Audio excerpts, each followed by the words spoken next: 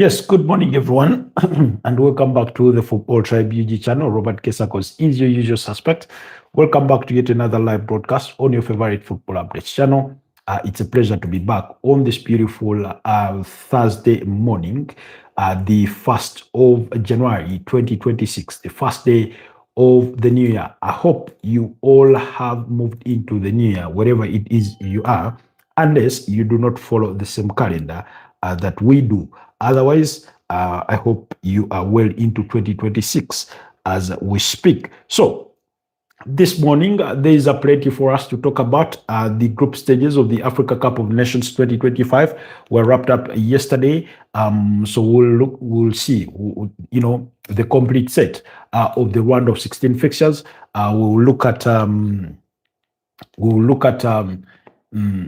We'll get a chance to look at Enzo Maresca's situation because he is making all the headlines as of this morning with reports that he wants out. Will he be granted that opportunity to exit his contract prematurely? Because we know that when he joined, he signed a 5-year contract with an option to extend it for a further year. So we'll be digesting all that and more in this morning's broadcast, among other things that may interest you or that you may want to put our attention to draw our attention to. So,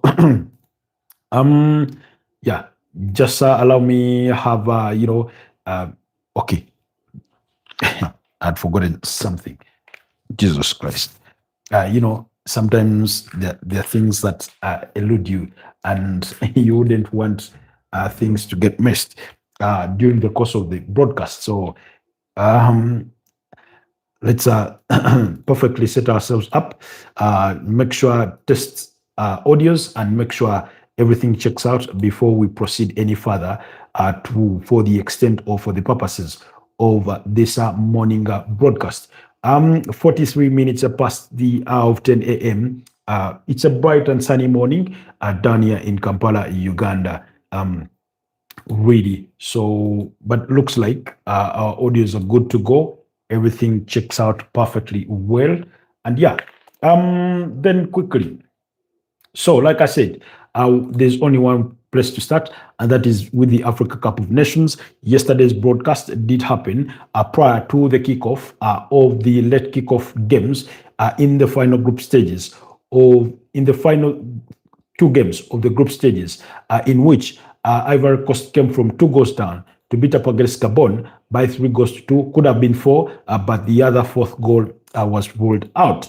A very, very incredible performance in there for the Ivory Coast to mount a comeback. Amadou Diallo, I thought, had a brilliant cameo in that one, as well as Ivan Guessand, I thought had a good game. Bizoumana Traore there to set up a very, very entertaining fixture. Then, of course, in the other game, Cameroon got the better of Mozambique, beating them by 2 goals to 1. I did not get the chance to watch that game for Cameroon. My concentration was on the other game, where Nene scored an own goal in the 28th minute to cancel out Gane Katamo as an opener in the 23rd minute there, while Christian Kofane scored in the 55th minute to ensure that Cameroon did win the game by 2 goals to 1. But like I said, the very, very most entertaining fixture or match for me so far of the tournament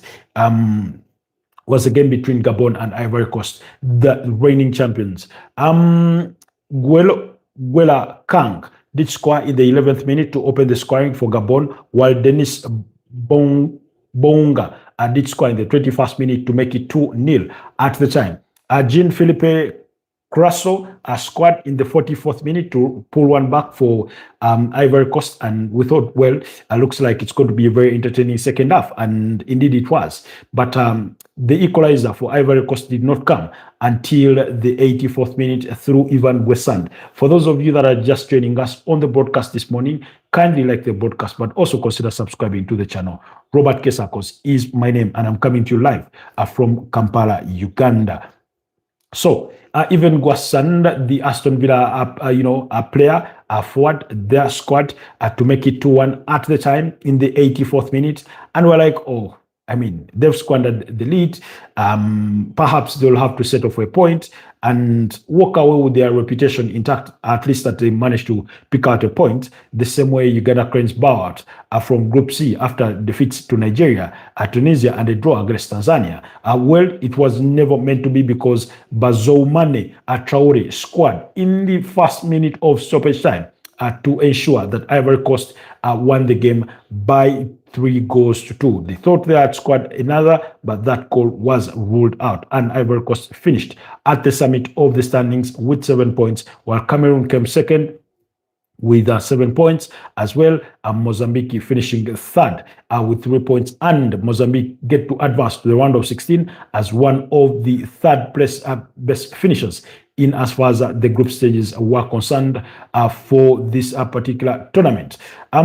Because when you look through, I think there's about only 3 teams that finished with 3 points. That was Mozambique, Sudan, as well as Benin there, with 4 teams that finished with 3 points in a third place. Anyways, with the wrap-up of the group stages, with the final games being played yesterday, we are bound for the round of 16, and on that very note, we'll be taking a break from the Africa Cup of Nations. Do not worry, it's not going to be too long. It's going to be only 2 days break between today and Friday, and then action will resume on Saturday for the round of 16, where Senegal will open the round of 16 in a fixture against Sudan. Sudan, that's the Sudan where war is happening between the two, fighting generals. So that game will kick off at 7 p.m., while Mali against Tunisia will come at 10 p.m. East African time. That's on Saturday, the 3rd of January. Then on Sunday, Morocco will come in the early kickoff against Tanzania. Morocco, the hosts, remember, while South Africa, in a very, very difficult game, will take on the indomitable Lions of Cameroon there at 10 p.m. Very difficult game. But while at it, as I go through these fixtures, perhaps I should give you my predictions as well on who I think will be able to advance to the next round, which will be the quarterfinals. So for the game between Senegal and Sudan, I'm going to go with Senegal there to advance to the quarterfinals. Mali and Tunisia, I'm going to go with Mali to advance to the quarterfinals. Morocco against Tanzania, I think the writing is on the wall unless otherwise, by a miracle, which are not very rare in football, for an underdog to upset a big team. But Moroccans will be hoping that won't be the case. So I'll fancy Morocco to get the better of Tanzania and advance to the quarterfinals. South Africa up against Cameroon, very, very difficult fixture. 1996 champions up against Cameroon, who have won the competition as many as 5 times in the competition so far, really. So they'll be up against South Africa. Prince Nkosi says, good morning, bro. Good morning to you too, Prince Nkosi. Prince Nkosi joins us there from South Africa. He's a Bafana fan. So do let us know what your predictions will be for the game between South Africa and Cameroon. Otherwise, my own before I give my prediction. Perhaps because I have a feeling of what will eventually result in that particular meeting in regards to who will advance to the quarterfinals of the competition. Yes, speaking of Cameroon, Cameroon are one of the teams that have won the competition, I think, the most, with as many as 5 times. Yes, their last victory coming back in 2017, that edition, which Uganda qualified for but did not make it out of the group stages. I remember when Uganda were returning on the continental scene for the first time in 39 years. So that edition is the one which Cameroon went on to win in 2017 when they beat up against Egypt by 2-1. In the final. Egypt have lost quite a number of finals, by the way. They've lost 2 finals in the last 5 editions, really. So They've been making it there. You remember they also lost in 2021 to Senegal, 4-2 on penalties, that proceeded a goalless draw, and things like that. Pressing Cost says, my prediction, Bafana wins against Cameroon in the penalties. In penalties, you say 0-0 after extra time. That's his prediction for Pressing Kosi. Well, I think for me, Cameroon will edge it. In my objectivity, I think Cameroon will edge it and advance to the quarterfinals. But I wish Bafana the best of luck. I wouldn't want to see a goalless draw in normal time. For all the talent that Bafana have, especially in their attacking midfield and going forward, I do fancy that at least they should be getting the goal. But, sometimes getting things over the line does fail them. So I understand when you predict a goalless draw in normal time, and yet Cameroon are no easy guys to go about in terms of breaking their defense. Dennis Jukes says, hi, Football Tribe. Good morning to you, Dennis Jukes. It's good to have you on the broadcast. Then in the other round of 16 game, this will come on Monday at 7 p.m. Egypt will be up against Benin. I'm going to fancy Egypt to grind it out against Benin and advance to the quarterfinals. Nigeria against Mozambique. Nigeria have been really, really brilliant, but they should not take Mozambique for granted. At 10 p.m. on Monday, I think Nigeria will get the better of Mozambique and qualify for the quarterfinals. Then Algeria up against DRC Congo. I think after the game between South Africa and Cameroon, this positions itself to be one of the most difficult games for the round of 16. Algeria and DRC Congo. One would argue that in comparison of the two teams in terms of talent, that DRC Congo are quite inferior to Algeria, who won the competition back in 2019 when they beat up against us. When they beat up against Senegal in the final by 1-0. So that edition that Egypt hosted, but make no mistake, as strong as Algeria may be, that DRC Congo side is a very, very organized team. They're not easy to knock down. They've won the competition before, even though it was many, many years ago. Twice, that is back in 1968 and in 1974. Yeah. Still concerned about Newcastle's form. There are still a lot of problems there. Hi, Dennis Jukes. We'll get to Newcastle in a bit. Let's first wrap up the round of 16 for the Africa Cup of Nations here. So that game between Algeria and DRC Congo. Ordinarily, on paper, you'd say Algeria, the strong team, they'll get the better of DRC Congo, and it will be a routine victory. But trust me, it will be far from a routine victory for Algeria if they are to advance to the quarterfinals. And on that very note, therefore, I suspect we could have an upset of Algeria at the round of 16, and we have a DRC Congo qualify for the quarterfinals. They're one of the dark horses of this tournament, or the underdogs. Okay, so that's what I think. And then the other difficult game is going to become between Ivory Coast and Burkina Faso.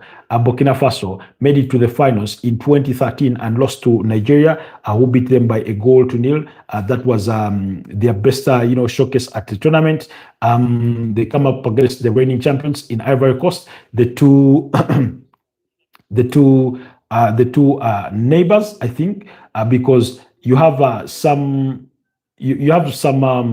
some players who switch allegiances to play, instead of playing for Ivory Coast, and they go on to play for Burkina Faso, and if you observe, some of their names are really, really close. When you look at names like Traore, things like that. But yeah, Burkina Faso is a landlocked country in the western part of Africa. They do share a border with Cote d'Ivoire, or Ivory Coast, as many prefer to call it. So those two neighbors, of course, Cote d'Ivoire neighboring, Liberia, Burkina Faso, Ghana, India, among other countries there, including sharing a border with Mali and Guinea. Then that is Guinea, Conakry, and then Guinea-Bissau is further the other side. So for me, another difficult game to predict, but as good as Burkina Faso did look yesterday when they beat up against Sudan by 2-0, I'm going to fancy Ivory Coast to edge it by 2-1 and advance to the quarter-finals of the tournament. But if anything is to go by, Gabon showed us that you can't get at that Burkina Faso side. My pick, Dennis Duke says, my pick, Cote d'Ivoire to win the tournament. I know it's Ivory Coast, but my father is French. I completely understand you are referring it to as Cote d'Ivoire. Yes, they were colonized by the French and they speak French as I think their official language. So, but thank you so much for that comment. Earlier on, you said, I think Howie has done a fantastic job, but has taken us as far as he can. What about Jose Mourinho as the next manager? I do not know.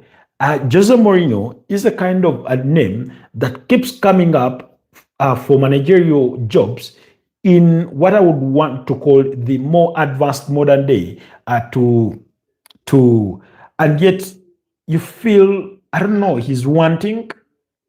He feels like, I don't want to say a manager of yesterday, but a little like a manager of yesterday, if you know what I mean, in the context of that.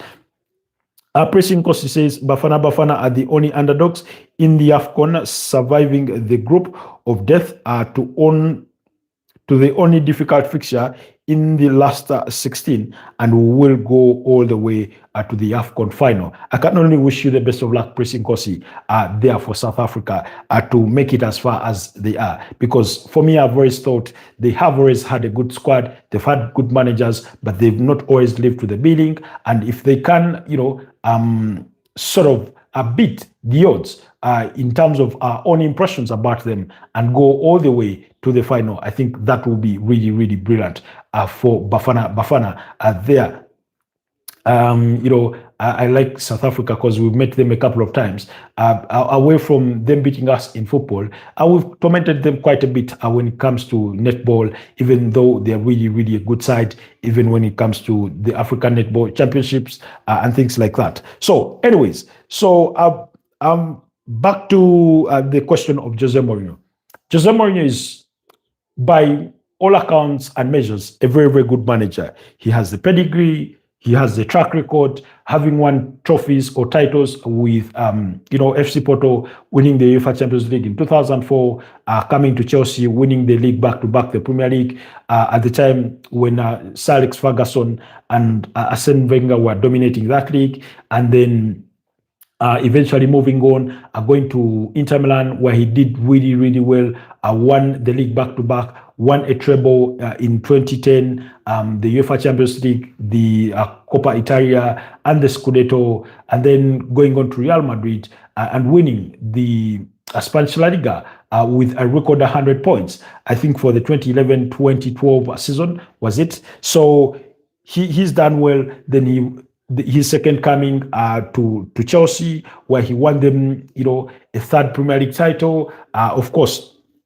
on his account, that was after they had gone through Carlo Ancelotti, who won them a Premier League title, and then brought in the likes of Andrea Villas-Boas and things like that. So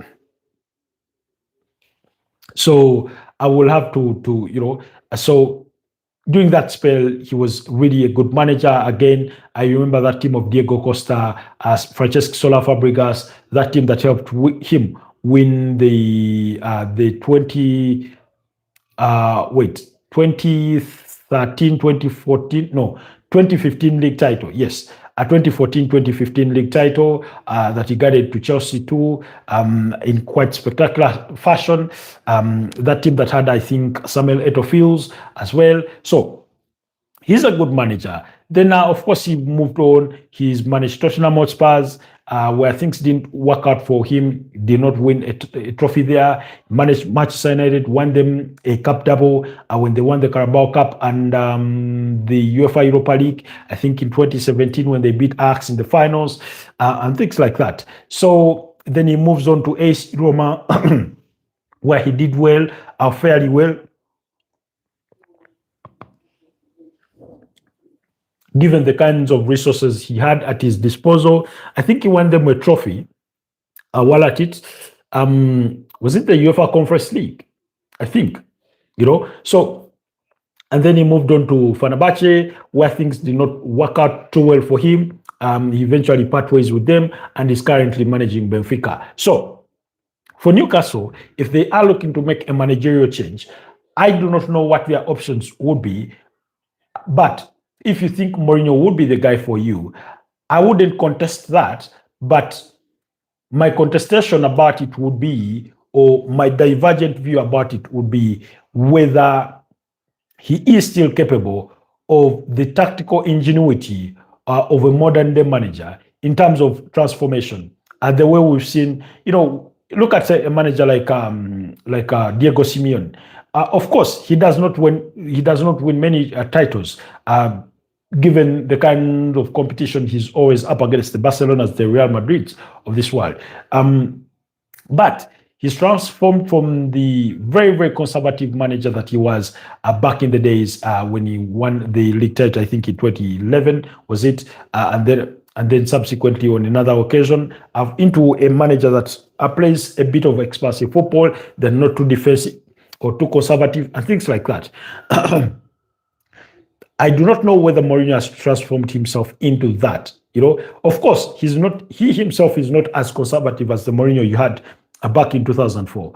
But you feel that it's like he's lost that bit of X factor about him, that mojo about him. It's like he's lost it, But again, with a team like Newcastle, with the resources that they have, maybe he can better their fortunes in comparison to Ed Howe. As for Eddie Howe to say that he's taken Newcastle that far, that feeling is ought to be there. That feeling is got to be there. And given the way they've struggled this season, but let's not forget where he pulled Newcastle from as well. That they were being threatened with relegation.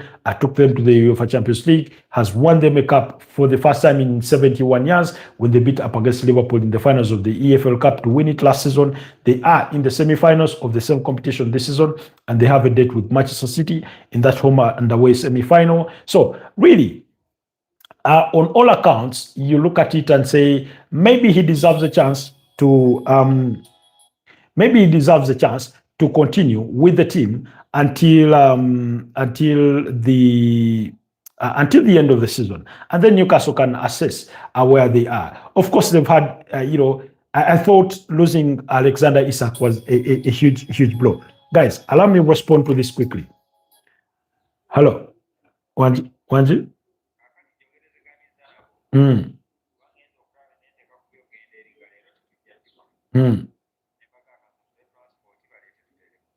Kale kanzija kale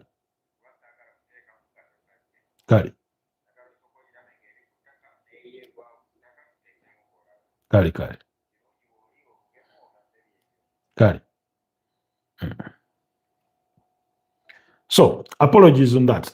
There's some work I'm coordinating, so that I need to supervise, and the call was persistent, so I decided to take it. So please indulge me on that one. Okay, so we're wrapping up on the curious case of Newcastle and the managerial change. One, in appreciation of what he's done, and look at the UEFA Champions League. I think he's done fairly well in the UEFA Champions League. But oftentimes, it's a difficult balance for teams like Newcastle or mid-table teams to balance their responsibilities in Europe as well as domestically in the league. I think that's where some of these teams struggle the most, to strike that balance in those responsibilities. And for this time round, I do not want to put it on squad, because I believe he has the squad to compete. Is it as good as the kind of squads that Manchester City, Arsenal may have, or Chelsea? They're not yet at that level, really, in my opinion. But when it comes to his core squad, he really has the good players. Unfortunately for him, some players have not clicked right away. We saw Yohan Wissa was out for a very long spell through that injury, and we've seen on his return how, I think he scored 2 goals now or 3. He's looked okay. Nick Voltmada, I thought for a player coming from Stuttgart to the Premier League, I thought he's adapted well. When you look at a player like Anthony Elanga, he's not clicked, the way they had hoped to even have a semblance of the season that you would have had last season at Nottingham Forest. You look at who else? There's a player I'm trying to make reference to. So, but overall, and then of course they've had a couple of injuries here and there, which of course affect any other team. But overall, on paper, it's right to say they've so far not had the kind of season they would have hoped for. I'm one of those people that had predicted that Newcastle would finish, I think, 6th on the Premier League table this season. But as we speak, they are 10th on the Premier League log with 26 points. Only 4 points adrift of that 6th place, where Manchester United do find themselves, at the moment. I know that is Mohammed. Mohammed, hi, good to have you on the broadcast. So that's how I look at Newcastle. So in terms of Eddie Howe, he's not given me the impression that the team has become too big for him to manage. But he's come off as a manager who is suffered problems no less similar to the kinds of problems that Enzo Maresca may have run into. And forget the hierarchical differences in terms of opinion between Maresca and his bosses, who we're going to discuss in a bit. But in terms of looking brilliant today and then looking off of it tomorrow, it's been that sense. But if Newcastle want to take the project to the next level in terms of next season, I would consider a managerial change. But then the question is, who would be available, or which kind of manager is an upgrade to Ed Howe to take, on the role in that direction? When you look at Jose Mourinho, of course, he's miles ahead. He's miles ahead of Ed Howe. The other manager I would wish Newcastle would think about would be Julian Nagelsmann. He's at the German national team. I do not know whether Newcastle have the capability to entice a manager like Luis Enrique out of his PSG project to come and take on a new challenge with Newcastle. I do not believe that to be the case. I do not know if Newcastle were to drop Ed Howe, then suddenly they would jump on the wagon of taking on Enzo Maresca, who I believe, by the way, is a very good manager. Tactically, he's one of the best there is, by the way. Tactically, when it comes to that one game off, he's proven that he can get things over the line. It's over the course of the length of the league where he's shown signs of stumbling, but they are prevailing circumstances behind closed doors that we are coming to learn that are affecting perhaps his work at Chelsea, that maybe under different conditions, maybe he will be performing differently. I do not know, but maybe I'm just thinking among options that Newcastle would want to ponder about in terms of managers who could be slightly better than Ed Howe. Then which other manager could we look at? We're talking about managers that would be available. Would you consider taking Oliver Glasner? Is he an improvement to Ed Howe? In terms of CV, you would argue that because he guided entrance Frankfurt to the 2022 Europa League triumph, and last season to the FA Cup for Crystal Palace. Would he be an upgrade? He wouldn't be that big an upgrade, but maybe he will be a breath of fresh air if that is what Newcastle are seeking. You look at Andoni Iraola at Bournemouth. Is he worth it? Is the swap of the two worth it? I wouldn't be quick to believe so. Erik ten Hag is still out there without a job, having been sacked at Bayer Leverkusen after managing them through only 2 Bundesliga games. Would the change be worth it for Newcastle to say we are dumping Ed Howe and we're going for Erik ten Hag? I do not know. Hello, big boy. That's Pedri joining us this morning, and I've seen hugs from Mohammed. Chelsea play Qarabag. I know this is a big play. When are Chelsea playing Qarabag? Because in the UEFA Champions League, they still have 2 games left to play, and one of them is against Paphos, and the other is against Napoli. So I do not know when you anticipate for Chelsea to play Qarabag. But yeah, that's the situation of that. So In terms of Ed Howe, the question would be, if you want him out, what are your options in terms of managers that you would want to look at in replacing him? Because when you look around, by the way, there's not so many elite managers at the moment, and because there's not so many of those, then the question is, who are you going to pull out of a big team to come and help you with the Newcastle project? It's a very exciting project, by the way. Are you going to go to Bayern Munich and try to woo away Vincent Kompany? I do not think that's going to be the case, that he would make the downgrade to go from Bayern Munich to Newcastle. I certainly do not think so. The only side that I think would entice Vincent Kompany into a job is Manchester City, because he's played for them, he's captained them before. So the writing sounds on the wall that the two could be compatible, or it's a match made in heaven, only waiting to happen in that sort of sense. So as you ponder about the managerial change, Dennis Dukes, also ponder very, very significantly about what your options would be in terms of a replacement. Are you going to go to Al Hilal and get Simone Inzaghi? Are you going to go to Napoli and woo away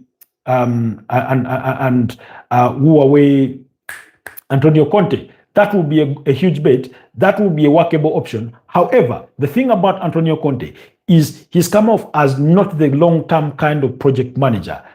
He's come off as a manager who, of now, quick success, let's get things over the line, give me the resources I want, I'll hammer these boys, this team into line, and get you the results that you need to either win something or even win major silverware. And then suddenly, in a season or two, you'll start hearing disruptions in the squad or cracks within the dressing room, and then it all goes to bed. I think, and I stand to be corrected, the club where he spent his time the most was at Juventus, when I think he won them, was it 3 or 4 consecutive Scudettos? So he's not on a larger scale painted himself in the mold of a manager who you want to come and build a long-term project. He's not painted himself in that kind of glory. We've seen him at Tottenham Hotspur, we saw him at Chelsea, we've seen him at Inter Milan and things like that. Are you going to go for Mauricio Sarri from Lazio? I do not think he will make the cut. Who else?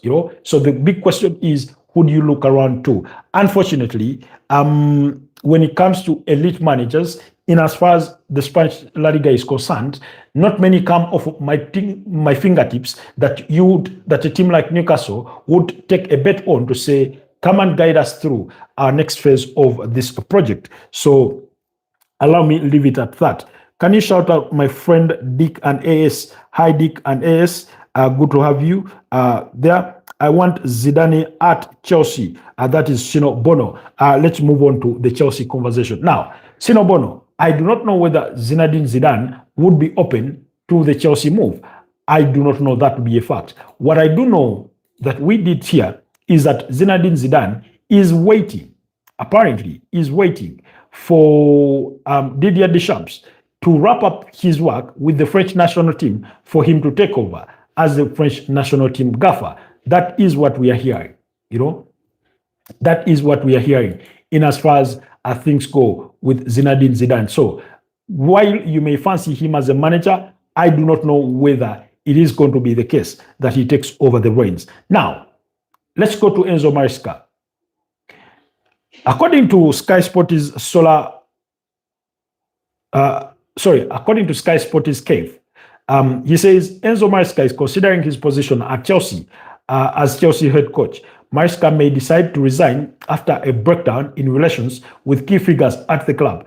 Maresca has stood by the comments he made on December 13th that many people at the club were not supporting him or the team. He described the days leading to their 2-0 victory against Everton as the worst 48 hours of his time at the club. Maresca signed a 5-year contract when he joined Chelsea in the summer of 2024 with an option to extend for a further year. Chelsea won the UEFA Conference League and the Club World Cup in 2025. Under Maresca, of course, he guided them back to the UEFA Champions League. Now, there are 3 statements of facts in there. Actually, 4. One, his relationship seems to have broken down with some senior figures at the club. 2, winning the UEFA Conference League, winning the FIFA Club World Cup. and guiding them to the Champions League back when they finished fourth last campaign, but also the fact that he signed a 5-year contract with an option to extend it for a further year.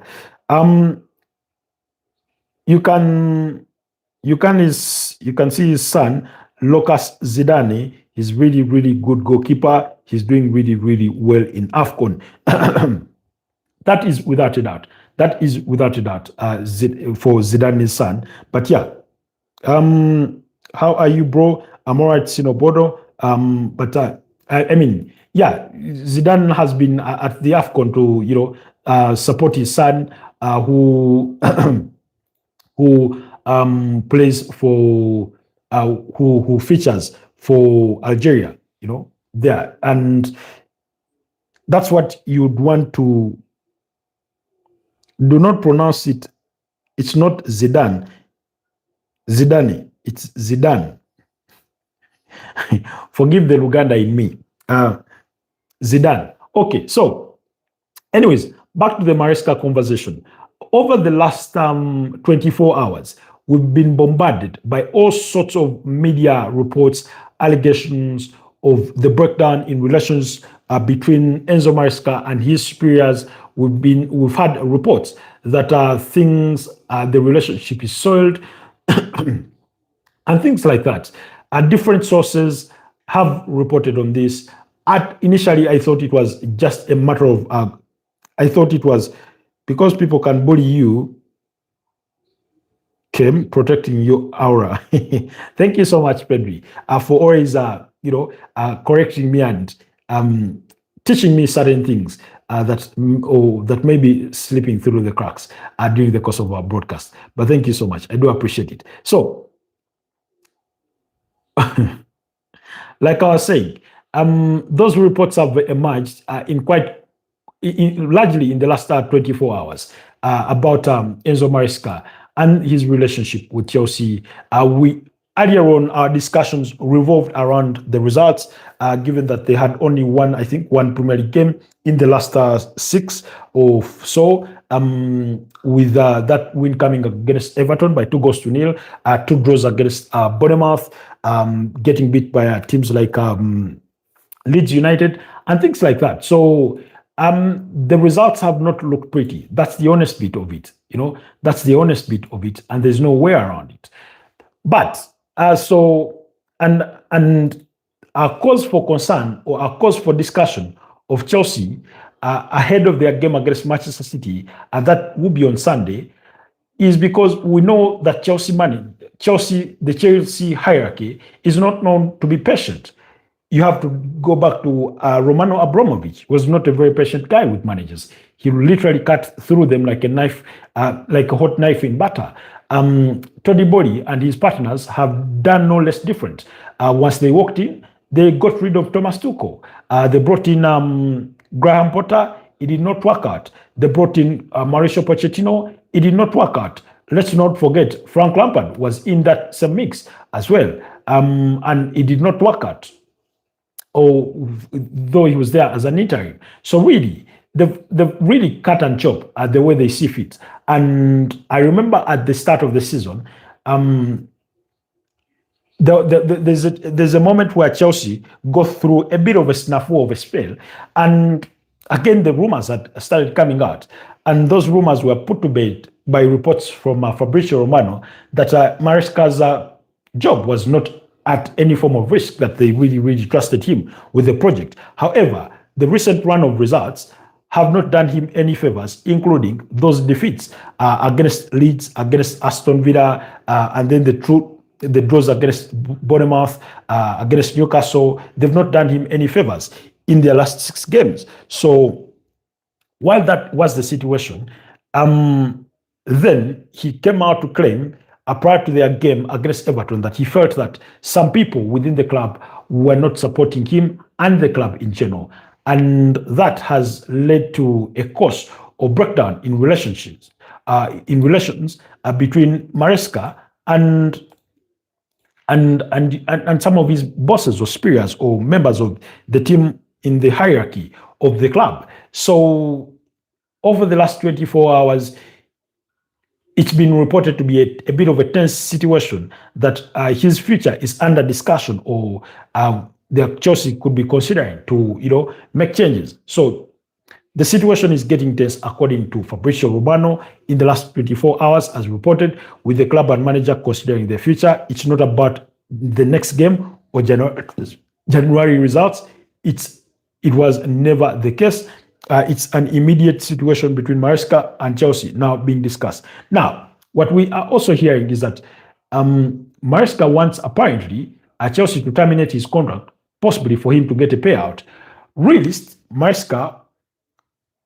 Chelsea would rather he resigns and then forego whatever they may need to pay him if he does resign by himself.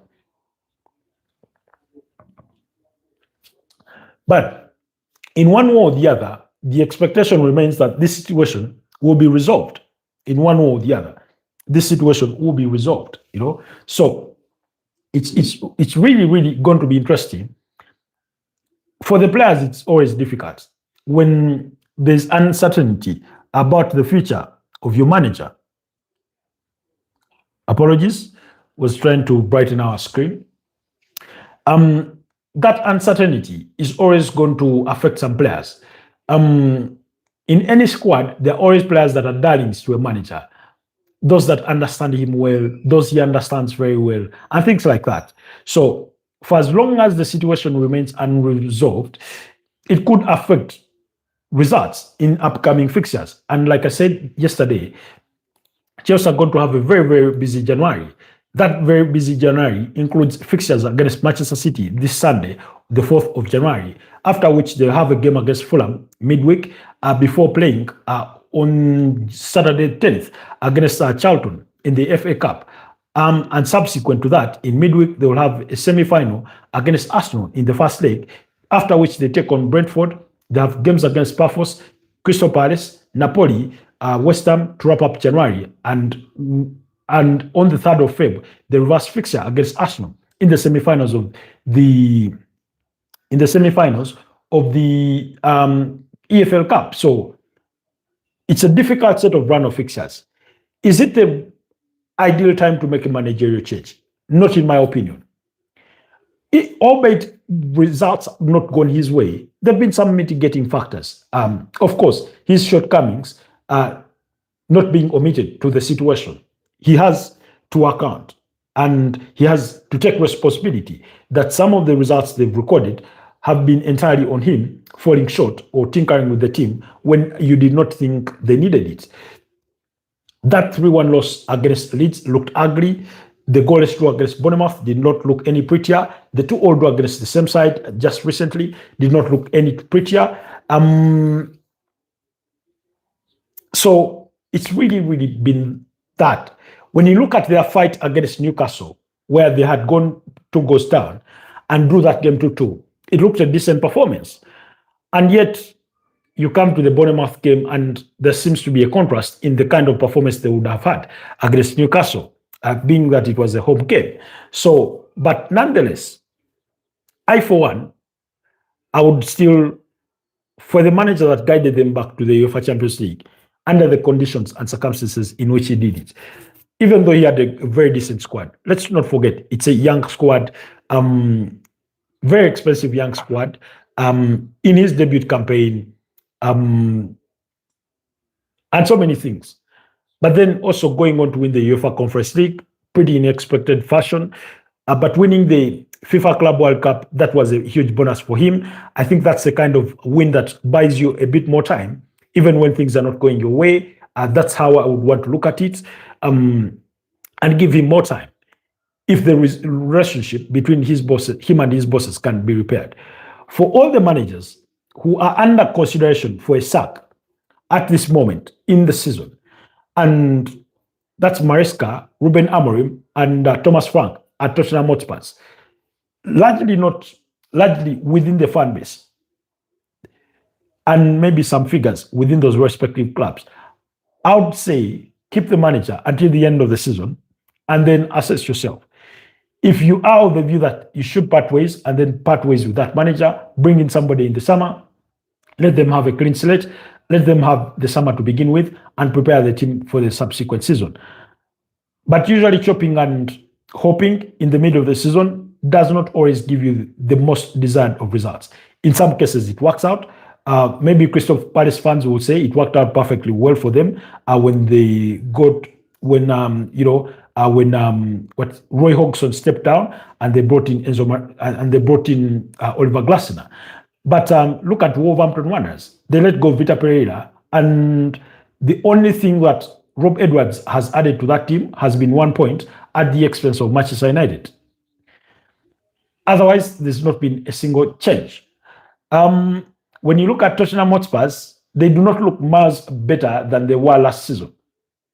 They are better than they were last season, but they do not look miles better than they were last season. Particularly their home form is very, very wanting. Away from home, they're good performers, fairly good performers. In fact, I think they have the best joint form away from home in the Premier League with Arsenal in as far as this season is concerned. So let's look at their away form briefly for Tottenham Hotspurs. They lead the table with 17 points, square with Arsenal, 17 points. They've scored as many as 16 goals away from home. Whereas Arsenal have scored only 11. Aston Villa also coming in there with that, with 17 points. Those are the teams with the best away form in the Premier League. But when you look at their home form, Tottenham Hotspurs, it's really, really wanting. They are further down the table, I think as low as 17th in terms of their home form. So question marks too have come over the head of Thomas Frank at Tottenham Hotspur. So for managers, Enzo Maresca, Thomas Frank, and Ruben Amorim, I would say do not get rid of them yet. Keep them until the end of the season, unless results in the second round of the season worsen beyond they already are. But I would say stick with them and see out to the end of the season. I would add Ed Howe to that list, although I do not think Ed Howe's job is that big under threat. I think it's a sentiment coming from within the fans to say, maybe our aspirations are bigger than what Ed Howe can help us achieve at the moment. So in that sort of regard. But yeah, for Enzo Maresca, that's the situation. We'll continue to monitor the situation that he wants he wants out and see where it all leads. But yeah, the question also becomes, what next for Chelsea if they get rid of Enzo Maresca? We're talking about a manager who is already being scouted by Manchester City as a possible replacement should Pep Guardiola decide to hang his boots at the end of this season. One, of course, for Tottenham Hotspur's fans have had they would rather Mauricio Pochettino return to the club after the World Cup with the USA. Two, for Chelsea, I do not know. They'll have to really, really search and take another gamble on another manager. And then that would it mean another 2 years wasted in terms of building their project? Or would it be a progression in terms of advancement to that? Only time will tell. Same applies for Manchester United. At some point, you feel they make 2 steps forward and 3 backwards. That's what it tends to feel like when it comes to some of these managerial changes. I must say, Arsenal were a bit lucky with Mikel Arteta. COVID-19 may have been bad, but may have been a blessing in disguise. Because I remember I keep saying that had it not been for COVID-19, that 2020-2021 Premier League season, I do not know if the fans had been in the stadium, Mikel Arteta would have lived to see the subsequent season, which he started horribly poorly with 3 defeats against Brentford, Chelsea, and Manchester City, conceding 9 goals and not scoring any. At that point, still Arsenal fans were asking for his head on the spine. Even in the improved version of him of present day, there are still a section of fans, the naysayers, who think he is not the guy for the Arsenal to take them over the line. And I said, give him this season and see, with the kind of squad that he has, which he is having for the very first time in his Arsenal career, to see if he's capable of getting things over the line, So That is also there. So we're going to have to wait and see how things progress on all fronts when it comes to these managers. But like I said, the situation for Enzo Maresca is a bit tense, getting tense by the time. Speaking of Premier League situations, Premier League action does continue today with match day 19 getting wrapped up. Crystal Palace up against Fulham at 8:30 p.m. Liverpool up against Leeds at 8:30 p.m. Brentford at 11 p.m. Against Tottenham Hotspur, while Sunderland will take on Manchester City. Our predictions were a draw between Crystal Palace and Fulham, I think. Liverpool to beat Leeds 2-1. Tottenham Hotspur to beat Brentford 2-1. Manchester City to beat Sunderland by 2-1. Those are my predictions. Those are my predictions for the games upcoming. There. Then quickly, when it comes to, okay, Brighton are on the verge of resigning Pascal Grob from Borussia Dortmund, you know. So Pascal Grob is bound to return to Brighton and Hove Albion there. Then Antoine Semenyo, we know is about his pending move to Manchester City. We discussed that. Then Fiorentina did reach an agreement to sign Manuel Solomon. The winger is leaving Villarreal on a loan move. So, sorry. He's set to leave Villarreal with the loan move to be interrupted and new transfer to Fiorentina. Remember, Manuel Solomon is a Tottenham player. Yes, I thought. And then we have the situation with Joao Cancelo, who is set to leave Al Hilal. Inter Milan and Barcelona are all interested in his services, so we'll keep tabs on that. Then West Ham closing in on a deal to sign with Pablo, with the deal with Gilvis for free over.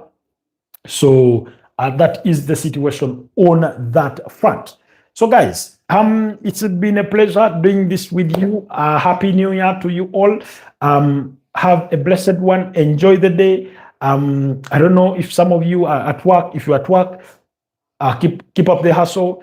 If you're having a day off, just enjoy the new year. We can only hope that 2026 will be more blessed than 2025. I've said this many times. 2025 has been quite doggy for me. It's been quite daunting on many fronts. So many good things happened, but so many bad things happened. But we're good to be alive, and the grind has to continue. It's been a pleasure. Pedri, thank you so much for being part of today's discussion. Sinobono. Okay, before I sign out, I had a question about Manchester City that I think I did not answer. Okay, let me see if I can find that question. Forgive me, guys. But thank you so much, Pedri, Sinobono, Prince Nkosi, Muhammad. Thank you so much. Thank you so much, Dennis Jukes, for being part of the broadcast. Let me see. I'm trying to find that question. Yes, is Enzo Maresca really leaving Chelsea for Manchester City? We do not know that to be the case, to be cast in stone. He is not leaving Chelsea because he's destined for Manchester City. No, he is leaving Chelsea because of a breakdown in his relationship with his current bosses at Chelsea. That's the situation at the moment, you know. And should that decision be made in the next 24 to 48 hours, that the two parties part ways. So yeah, that's to answer Pressing Kosi's question. Otherwise, stay blessed, everyone. Thank you so much for dedicating the time to always be with us on the Football Tribe UG channel. Thank you so much for the continued love and support. We hope we will continue to grow with you guys through 2026 and hope for better. And we hope to give you better deliveries in the year 2026. Have a blessed day and bye-bye for now.